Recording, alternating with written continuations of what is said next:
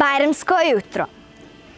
Bajramsko jutro je tiše od drugih jutara, kao da i nebo šapuće.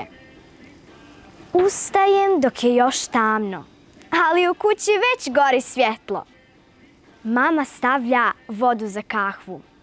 Babo šuti, ali mu osmijeh govori sve.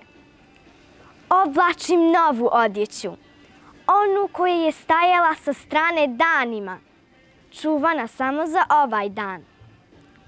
Prozori su puni svjetlosti, ne od sunca, nego od nečeg drugog, nečeg što grije dušu. Udaljeni glasovi pozivaju na molitvu. Svi hodaju lagano, niko ne viče, niko se ne žuri, kao da svi znaju da ovaj dan nije običan.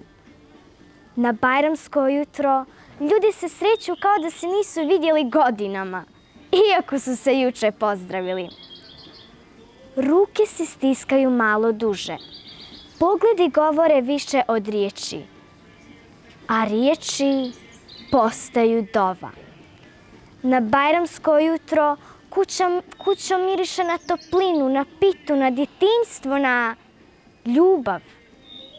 Na Bajramsko jutro niko nije sam. I ako jeste, nekoga se sjeti. Neko mu pokuca na vrata. Neko mu kaže Bajram šerif Mubarek Olsun. I zato danas, kad krenem od kuće, ne nosim samo bajramsku vrećicu. Nosim osmijeh, nosim selam, nosim mir.